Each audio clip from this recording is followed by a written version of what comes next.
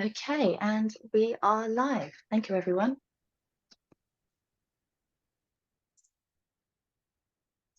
Hello. So this is Natalie Andre from GGGI, and I'm moderating today's session, which is Water Security Engagement Leads. So this session has been developed by Mary Alalo, the Water Security Engagement Lead from SPC. And I'll be very happy to have several distinguished panelists with me today. Firstly, we have Dave Hebelwaite, the Water Security and Governance Coordinator from SPC. We will hopefully have online soon Luisa Cefolo, the CEO of the Pacific Water and Wastewater Association, who's also held some very senior leadership roles in Samoa for over 25 years, followed by David Hiba Hiriyasa, the director from Solomon Islands Meteorological Services, and Navara Kiene, the program director from WaterAid PNG, and Evelyn Mikasimo, the Markham project coordinator for Menstrual Hygiene Champion from the World Vision Papua New Guinea. So I'd like to thank everyone. I think one or two have got some difficulties joining online, but we will go ahead. I'll just introduce a little bit the scene and then hand over to the plenary speakers. So the reason for having this session is really to build the awareness of water security as a resilience issues. It requires a multi-sectoral engagement, and we'd like to provide some information on how the Pacific is progressing in achieving the SDG 6 and share stories from the different sectors involved in building water resilience around urban water, menstrual hygiene, community, early warning around water extremes such as flooding and droughts, and the importance of understanding and using weather information such as El Nino and flood information to prepare and respond in relation to water management. Water is life, but water extremities such as flooding and droughts can result in human casualties.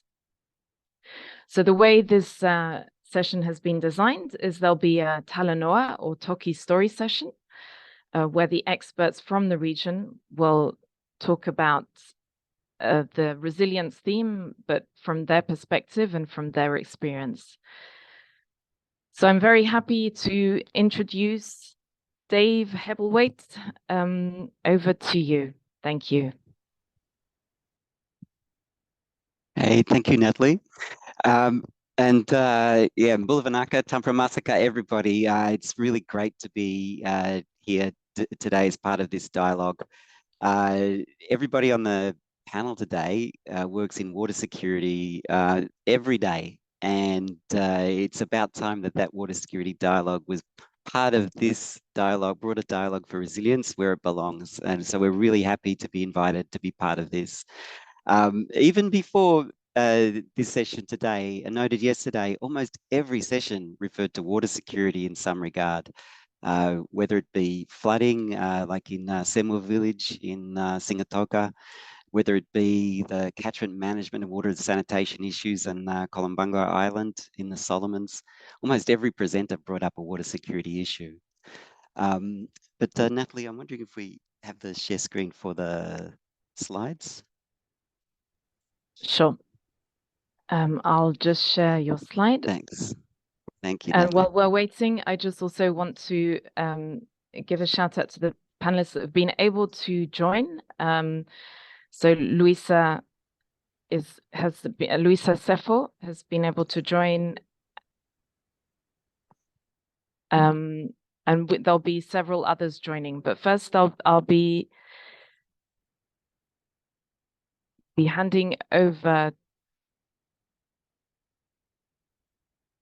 I'll be handing over to Dave.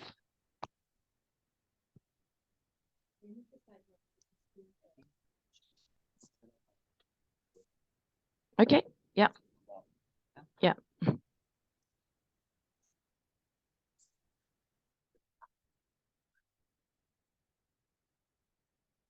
Hey, thank you, Natalie. I'm sorry to steal your laptop. We're just having some technical challenges.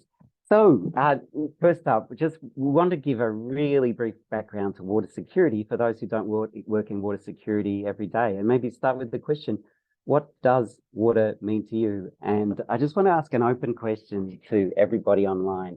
We're not going to see your responses, but I just want you to think, did you have a shower this morning? And if you did, how many minutes did you spend in the shower? So just think of that for a moment while we introduce to you something that in the water community, we actually bring out quite a few times in the Pacific. And this often we think of this, it's food security. It's an FMF breakfast cracker bucket. But in the Pacific, of course, it's water security. And we know that all around the Pacific, this vessel is used by communities who are carting water from either wells or from rainwater harvesting to their homes, either in peacetime or in times of emergency. And it just so happens that this vessel is exactly 15 litres, which is a measure that the Sphere standards, the international standards for humanitarian needs in times of displacement or conflict, Sphere standards have allocated 15 litres as being the amount that people need, that one person needs in one day. That's for all needs, washing, cooking, bathing, and drinking water.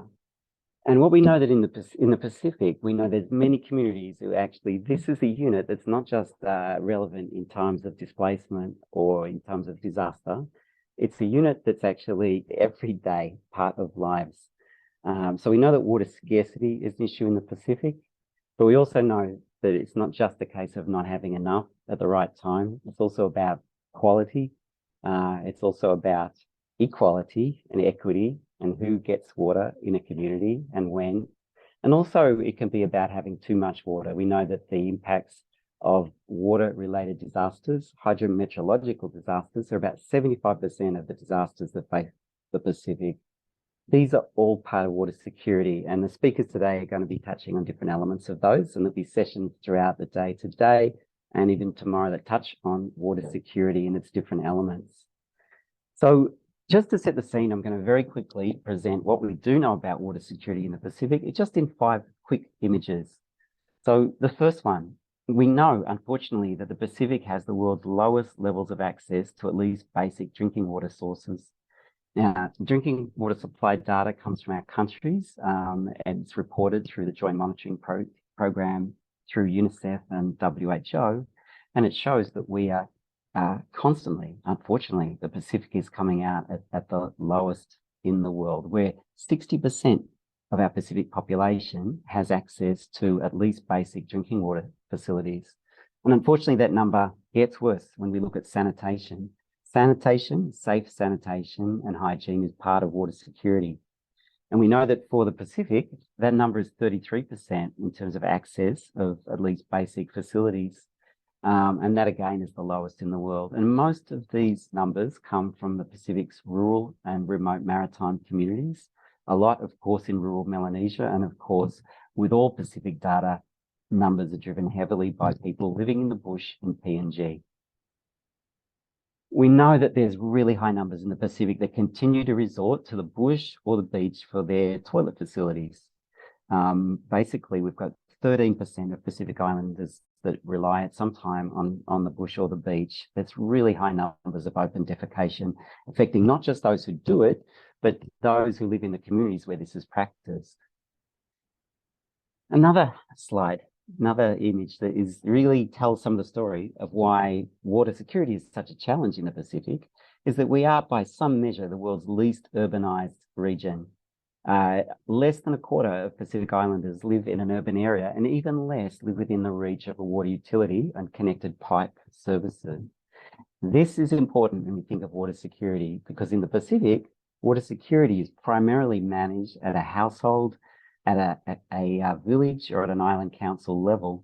So supporting those communities to better manage their water resources and supporting women and girls who play a really central role to that is really important. And I'll also note, unfortunately, one of the records that the Pacific can boast is that we also have the world's greatest disparity in access between our urban communities and our rural communities.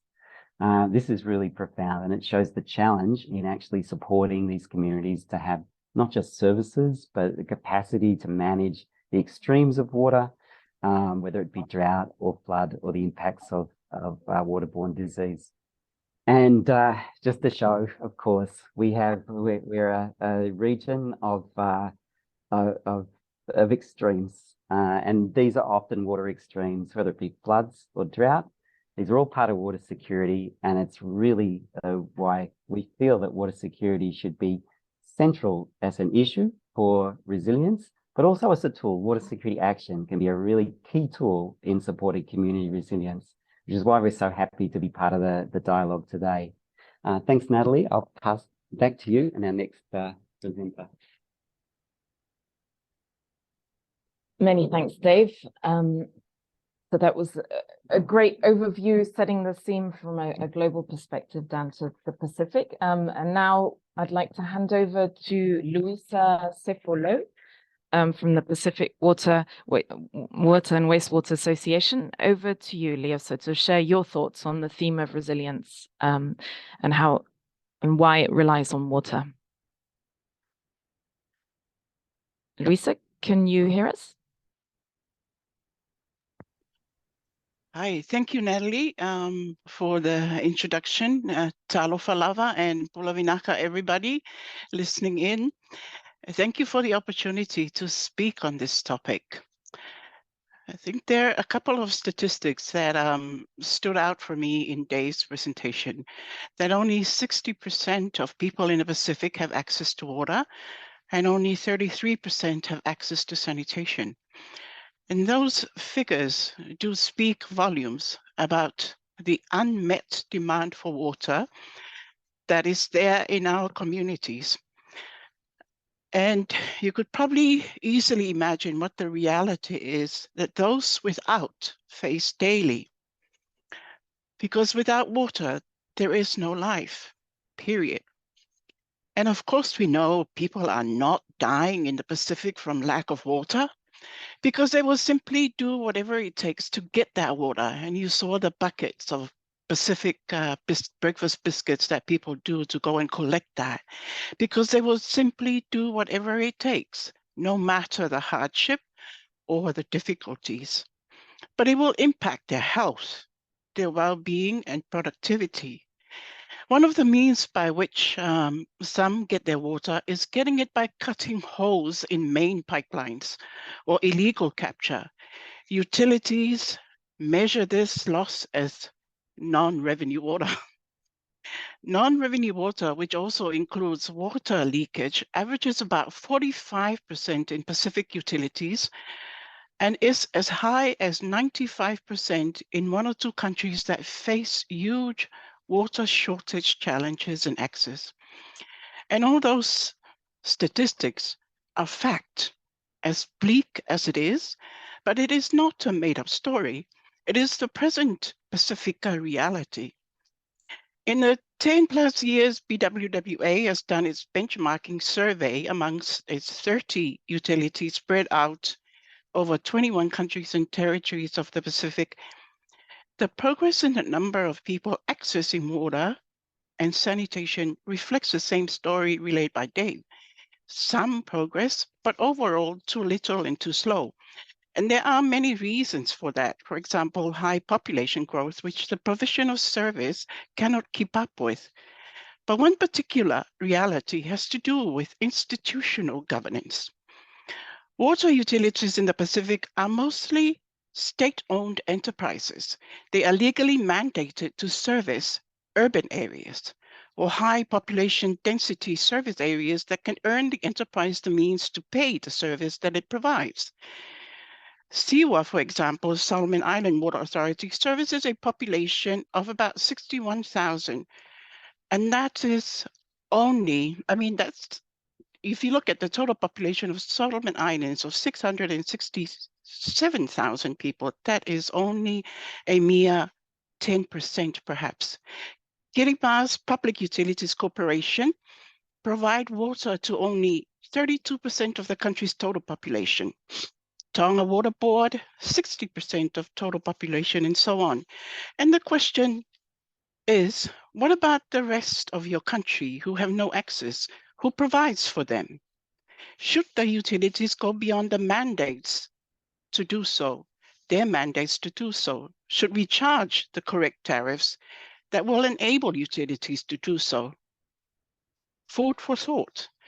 BWWA coordinates programs that build the capacity of water utilities to perform better, to plan better, and to manage and take care of the huge capital investments needed to get water into homes.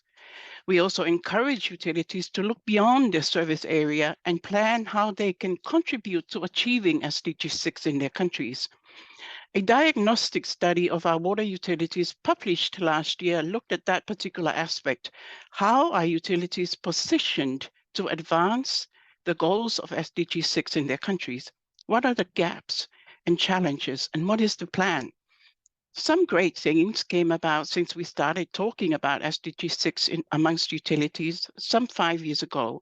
SIWA, or Solomon Islands Water Authority, has taken a long-term view and developed a roadmap of its investments for the long run in achieving their target. Water Authority of Fiji has moved to make SDG a major priority in its long-term investment plan with the government's backing. The resilience relies on water. If we do not have water security in basic access, everything else is probably doomed. Without water, there is no life. Without water, there is no biodiversity. Without water, we cannot wash our hands. And without the means to wash our hands, we become sick. SDG 6 is about safe access to clean water and sanitation for all by 2030. But water security is not all about access either. More than 90% of disasters are water-related, with climate change hitting hardest through water. Too much, too little, or none at all. Water is the primary medium through which we will feel the effects of climate change.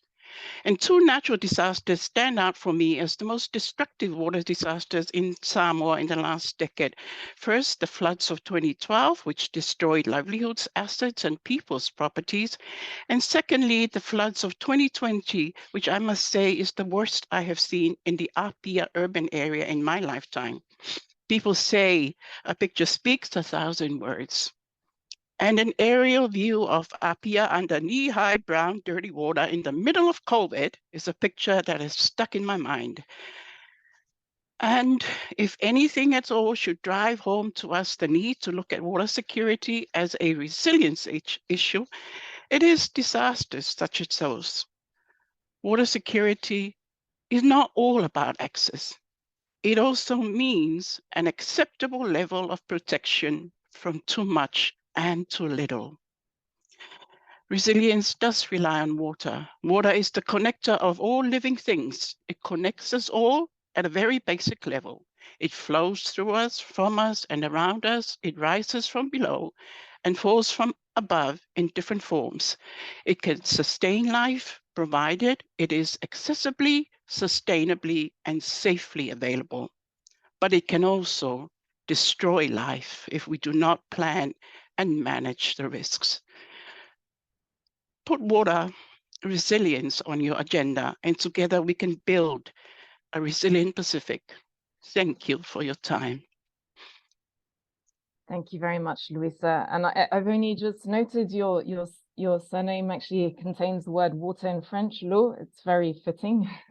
A lovely illustration and some great examples from the Pacific, from the non-revenue water from one side, but actually people doing what they can to get water on the other side. And so now I'd like to introduce David Hibber, the director of the Solomon Islands Meteorological Service, to talk on the importance of the early warning system using weather information such as for flooding or heavy rainfall information. So over to you, David. Thank you.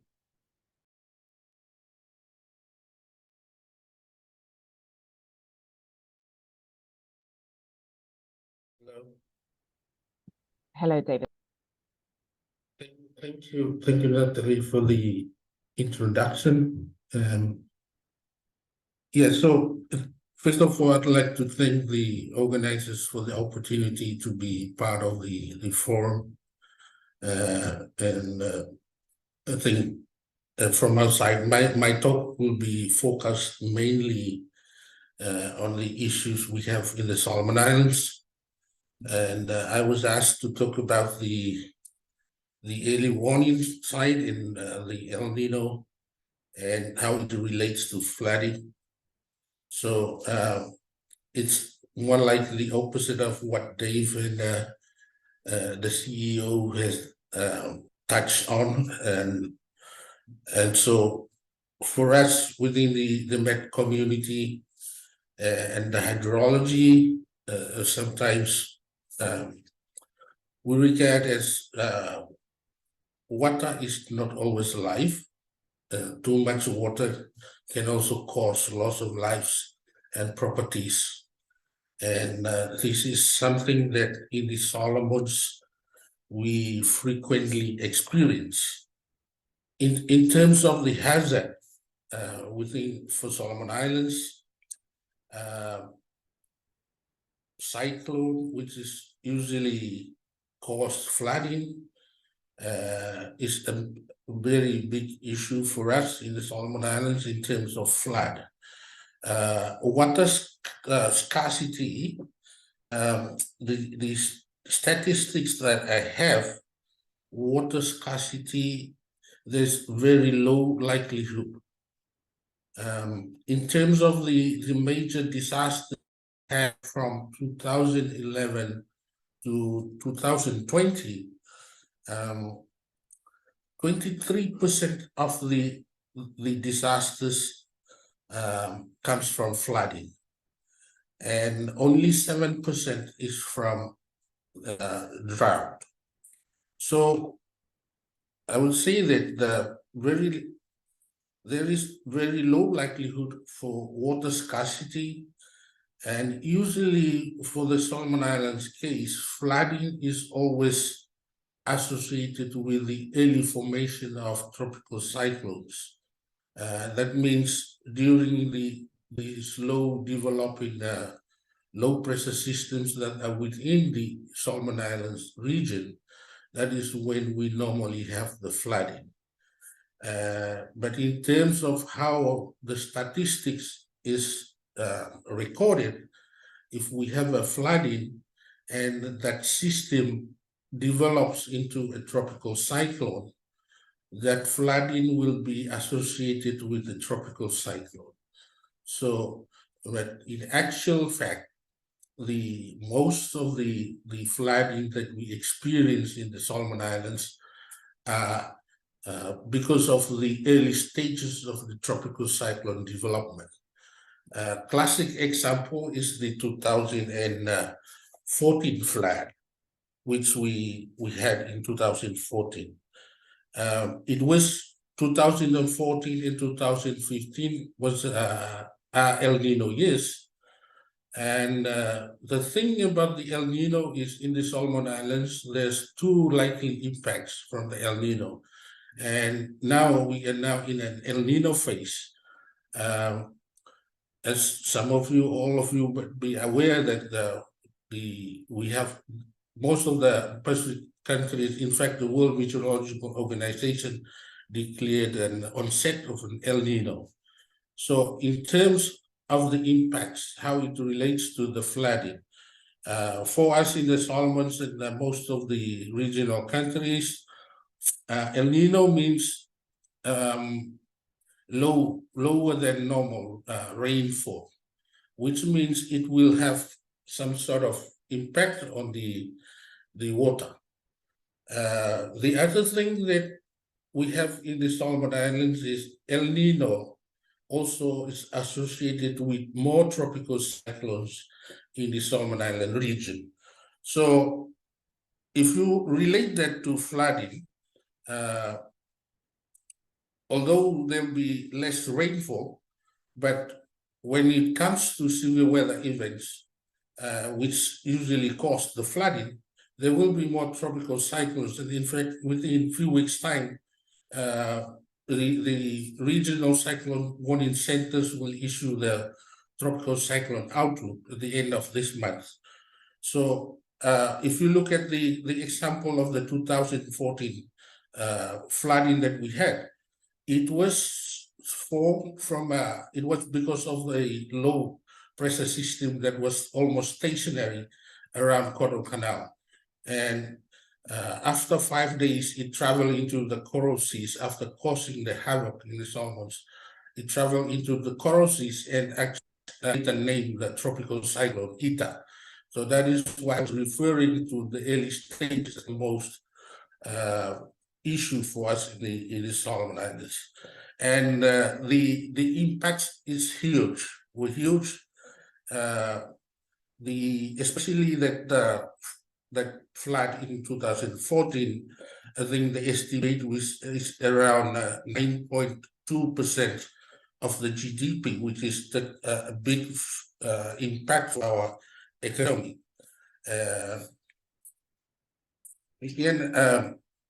So what are we doing in terms of early warnings?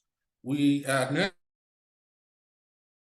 implementing impact-based forecasting, and so the conventional way of early warnings, most of us are now shifting towards the impact-based. So rather than looking at what the weather will be, we will now be issuing a warning on what the likely impacts will be. And the good thing about impact-based is hopefully it will be easy for our communities to understand. And with the impact-based forecasting, it's not the Met Services role alone, but it has to be a partnership between all the stakeholders, especially the National Disaster Management Office and the NGOs who are working on the ground. So we are doing impact-based forecasting for heavy rain. And also in the Solomons, we also have what is called the National Drought Plan. And it relates also to the impact-based forecasting. So this is what we are now looking at with this current El Nino. So that is all I have to say. Thank you very much. Thank you very much, David. And great to hear a bit more about the El Nino effects in Solomon Islands, as well as what is being done to try and mitigate. So without further ado, I'd like to hand it over to Navarra Kiene, the Program Director from WaterAid PNG. Navarra Kiene, over to you. Thanks, Natalie. Firstly, I'd just like to say thank you to Natalie, ESPC, Mary, and the team for inviting myself to present in this panel and present representing WaterAid Papua New Guinea, but also, I guess, PNG more broadly, the country context. So just to start with, I think if we go back to, the statistics that Dave presented on the Pacific, with those wash levels, unfortunately, from a PNG's perspective, we, even being the largest country in the Pacific, we also have some of the lowest levels of wash access in the Pacific and globally, which I dare say actually kind of skews the Pacific data in a way as well. In terms of water access, our 8 to 10 million population, I think we have a lower levels, but around the 30 to 40% access in terms of water access. Sanitation is, I think, 21% from the last JMP statistics. 21% of the population have access to proper sanitation and hygiene. When you're talking about, hand washing with water and soap is below 10%. It can even go below 5% in some cases. And much of these stats are actually from the urban areas. So you have, similar to what other countries have shared, that rural urban disparity, but also disparity amongst geography. So as you can see from the data, I think water access is an issue, very much an issue for PNG. And coming from my perspective, working with NGO WaterAid, we look at approaches to addressing those issues, and also, with the climate change as well, it exacerbates, as we've heard from other speakers, but it exacerbates this water security issue, as well as trying to deal with that access issue within that. So just to take you back, sharing from a personal experience, myself, I was fortunate to grow up, in the urban area, so had access to that, pipe water, all those sort of luxuries. Both my parents also come from a more, I guess, developed province in the country. So going back to the village, my grandparents had, we had the basic rainwater catchment tanks in the village, as well as basic improved sanitation pits. So that was kind of my experience growing up, although, talking to my grandparents from when they were younger, it's the situation has improved somewhat over the years. But I also recognize that this is not majority, coming back to the statistics, it's not the reality for most other areas in the country. In fact, it might be the opposite. Yeah. So, but through my work, I've been exposed to the other side of the coin of not having proper access to sanitation. So, and what I can say from, having the benefit of working across other provinces is that,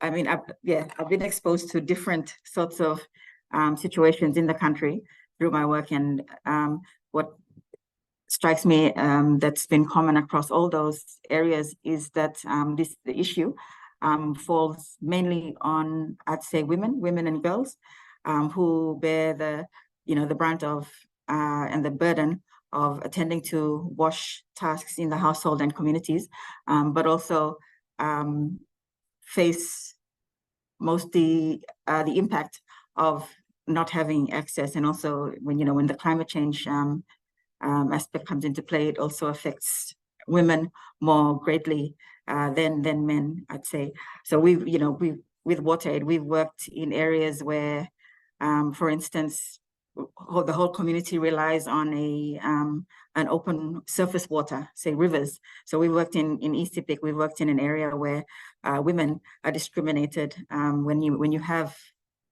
open surface water river as the main water source, and women are discriminated against and have to access the water at the foot of the river because they're discriminated in terms of not wanting the menstrual blood or to flow down to the to contaminate the water. So I guess those sorts of things. We've worked in areas where women have had to walk kilometers to get to a water source, and then they face security issues, gender-based violence, carrying heavy loads back from those places, and then working in schools where women and girls don't have proper menstrual hygiene facilities to manage their periods safely, and they've had to miss days of school, a few days a month from school due to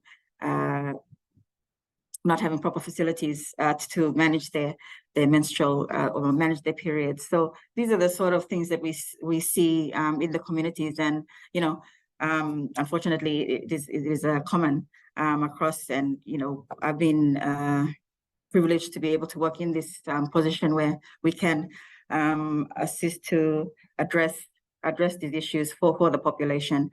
So just to talk about how we've worked at addressing those issues from a practitioner perspective, working with WaterAid PNG, which is it's an NGO.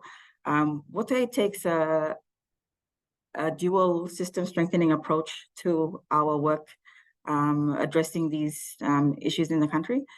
So we, at the national level, we we work with partners, key partner being government and stakeholders across both levels. So we work with national level to influence policy standards and guidelines, but then at sub-national level, where the implementation hub of the, where was the implementation hub of the country, we work closely with district and provincial governments, and more closely with communities. So in terms of water security, we take a people-centered approach. It really has to start from communities. I think, at national level, we work with those, with the governance structures, such as, the Weather Service.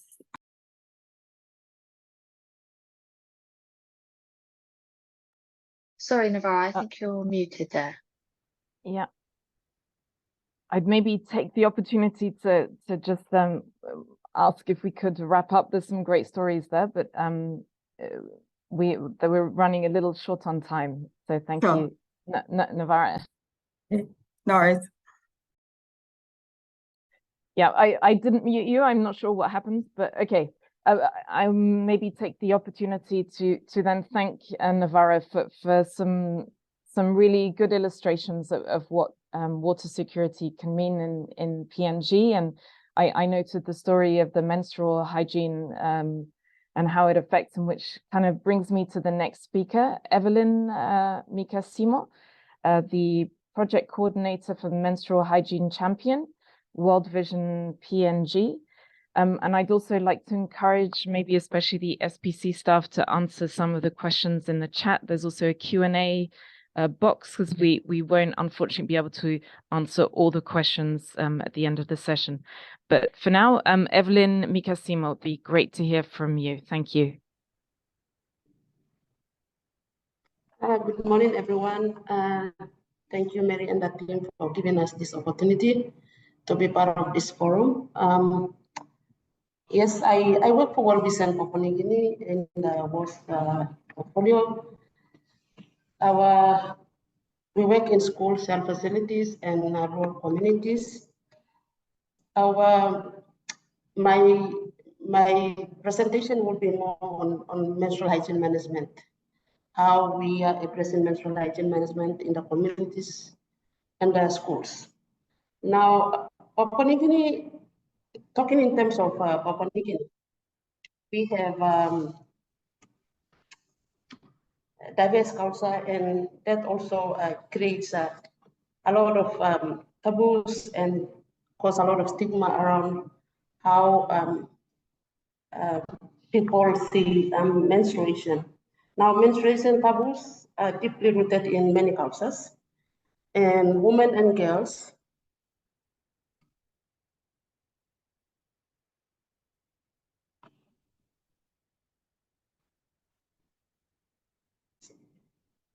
Hello, can you hear me? We can. Okay. Somehow the image is flipped. It was great to see you though. So if we can see you, maybe just upright. How Hello? do I turn myself around? Are you on a camera? Are you on the phone? Can it be switched? If not, please carry on maybe without the image. Yeah, maybe I'll just put myself off and carry on. Okay. Now, menstruation taboos and stigmas are deeply rooted in many cultures.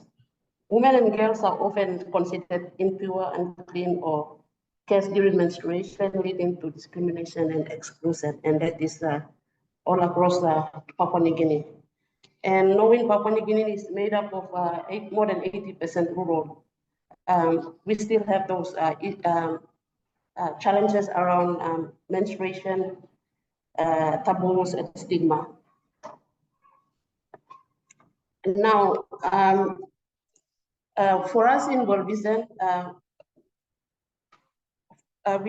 our approach to break through the taboos and stigma in Papua New Guinea is more through school children being our agent of change. Now, we are working in a district where you talk about sexual reproductive health, including menstruation, and the next day you see the parents come in and, talking to the teacher, why have you taught this to my child or to the students. These are the challenges we have, and teachers also find it very difficult or challenging to talk about sexual reproductive health, including menstruation. Now, in what we do, our concern is hygiene during menstruation and access to sanitary products, and a facility where women and girls can manage their menstruation with privacy and dignity. And men and boys having positive attitudes towards women and girls during menstruation, and that is where our focus is. So working through school children, following the education departments, our national education department standards, the policies and standards that we have,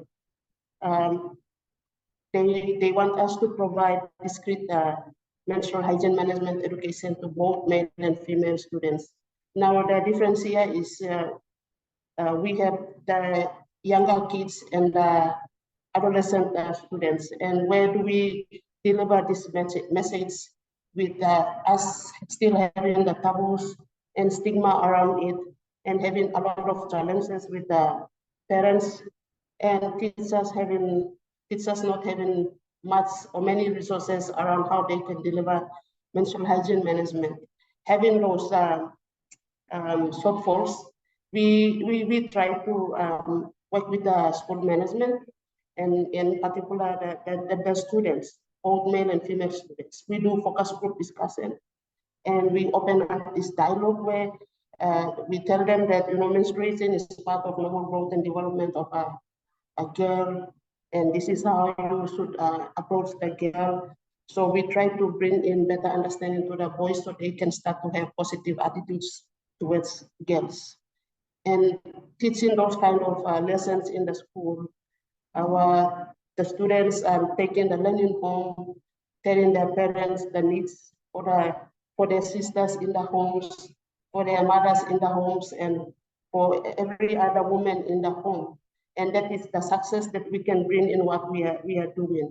And also talking to the community, especially the men.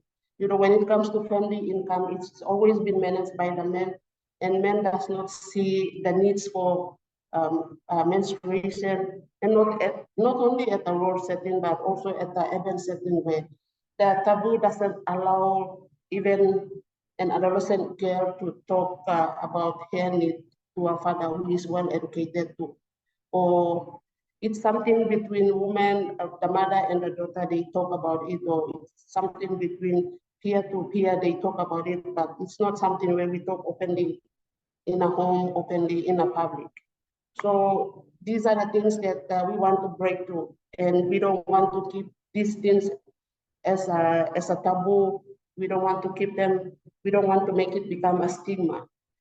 Now, educating men and boys about menstruation is a positive way of us addressing menstrual hygiene management together. Many of our schools are managed by head teachers, the male head teachers, and not many female head teachers. So the head teachers are also,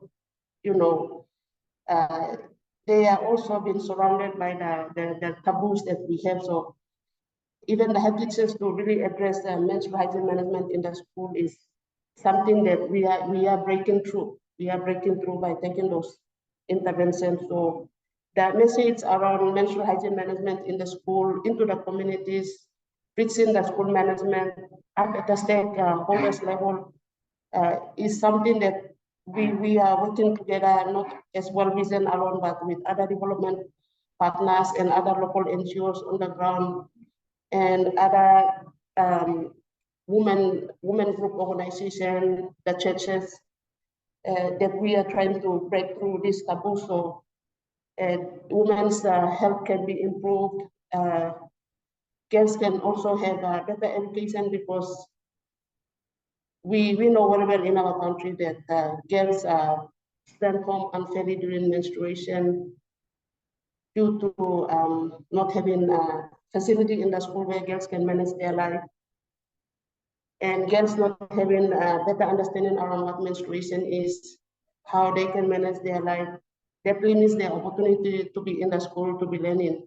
So those are the things that we address in the school, and we have seen a lot of improvements happening. But as part of what we do, we provide a menstrual hygiene facility where girls can have bath, freshen up, go back to school. We are building incinerators where they can dispose their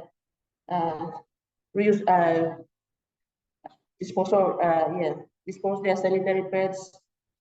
And we are also promoting use of reusable pads, doing production in the school, in the district through women's group. And it also becomes a family income opportunity, but at most to help the girls in the school too. And so many thanks, Evelyn. I'm really sorry to kind of cut you off, but we have 3 minutes left. And this was a really great account of some practical action that's happening in PNG for the menstrual cycle. So I've seen lots of questions in the chat. I believe that the SPC colleagues have answered some. Dave, you may want to also add something before we wrap up. Yeah, thanks, Natalie. Just to note, some of the questions here, there's some great questions coming in on the chat. And just note that there'll be a chance to actually delve into some of these in more detail at the next session, technical session 6, coming up in 10 minutes. If you'd like to join that, we can really get into some of the local action that's happening at a community level. And also the Learning Lab this afternoon will actually get right into some of the questions that came up about indicators. And Natalie, if I might just close off something from the start. I don't think we actually quite mentioned this at the very beginning about why on earth were we asking how long you were in the shower this morning. If any of you answered between 1 and 3 minutes in the shower this morning, then it's highly likely that you used an entire biscuit bucket worth of water, which is the sphere standard for one person and what many of our Pacific Island community members would use or have access to in a day. So something really worth remembering when we're in our urban centres enjoying water resources that we have, that it's not even across the Pacific. And I think it was really well said by many of our presenters today.